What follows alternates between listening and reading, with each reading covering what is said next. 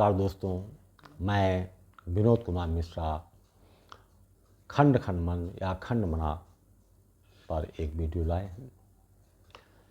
समाज में चाहे कोई सफल हो, असफल हो, विजेता हो या पराजित हो, सकारात्मक विचारों वाला हो या नकारात्मकता से भरा हुआ व्यक्ति हो, कोई यह दावा नहीं करता कि वो और उसका मन पूर्ण है।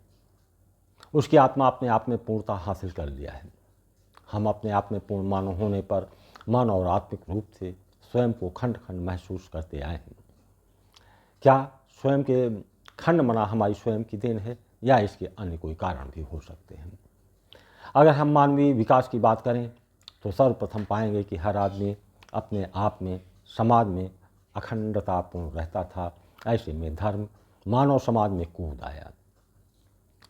धर्म के प्रवेश ने मानव जात की अखंडता को नष्ट कर दिया। अब मानव केवल मानव नहीं रहा, उसकी अखंडता नष्ट हो गई। अब वो हिंदू, मुस्लिम, ईसाई, यहूदी न जाने कितने रूपों में खंडित होती चली गई।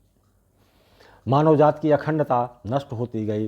वैसे तो शुरुआती दौर में जब एक ही धर्म था तो उसने मानव को ही नहीं, प्राणी मात्र तक उस अखंडता को विस्तारित करने का प्रयास ही नहीं किया, बल्कि उसे बनाए रखने का मार्ग भी सुझाया।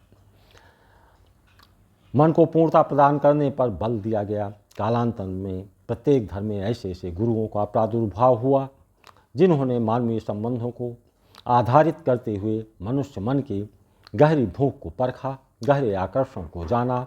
उस गहरी भूख और आकर्षण के प्रभाव में वो अपने मन को कहीं न कहीं खंडित मान रहा था।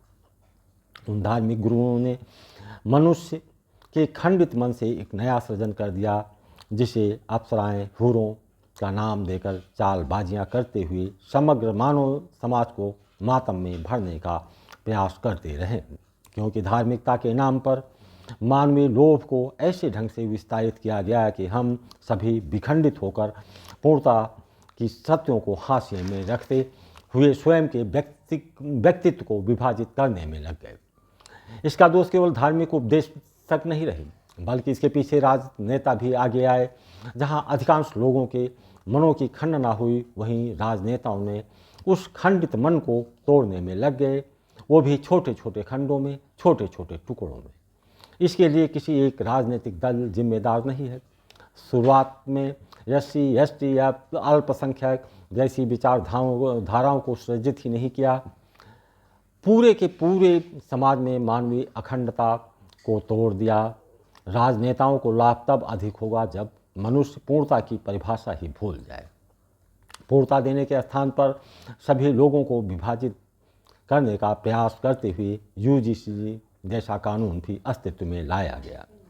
यह प्रयास अखंडित समाज को मातम में भरने के प्रयास के रूप में देखा जा सकता है। जहाँ चाहे धार्मिक गुरु हों या राजनेता हों, दोनों वर्गों ने एक तथ्य को हाशिए पर रखकर आगे बढ़ते रहे हैं कि समाज का हर आदमी अपने आप में एक ऐसी इकाई है जिसके अभाव में ना तो हम समाज की कल्पना कर सकते हैं, ना दुनिया की कल्पना कर सकते हैं। यह ऐसे बीज बोए गए खंडित मन के पीछे रोपित होने के सृजन किस प्रकार के वृक्षों का जन्म हुआ। वो वृक्ष और उसके फल ऐसे होंगे जहां आदमी से विश्वासघात करेगा। ऐसे में राजनेताओं से अपेक्षा नहीं की जा सकती कि समाज में अखंडता लाने की दिशा में वो काम करेंगे। आपने देखा होगा कि व्यवस्थाएं सभी राजनेताओं को सुरक्षा दी जाती हैं, क्योंकि एक दूसरे की उपस्थिति का परिणाम उन्हें सत्ता में बनाए रखने में सहयोग करती है। विखंडित समाज में विभाजित व्यक्तित्व के विकास उसके विरोधी वर्ग में उत्पन्न करने के कारण उन्हें सत्ता में बनाए रखने के सहयोगी बनती हैं। यही स्थिति धर्म के धर्माचार्यों की है, क्योंकि धर्म की पूर्ण व्यवसाय बन गया। अब पूर्णता प्राप्त वर्ग ना तो राजनेताओं के झांसे में आएगा, ना धर्म गुरुओं के झांसे में आएगा। बेशक राजनेता और धर्म गुरुओं के दिशा निर्देशों का वास्तविक परिणाम यही होगा कि प्रत्येक मनुष्य का मन और आत्मा खंडों में विभाजित होता रहे, तभी उनके लाभों से उनसे दूर नहीं किया जा सकता है।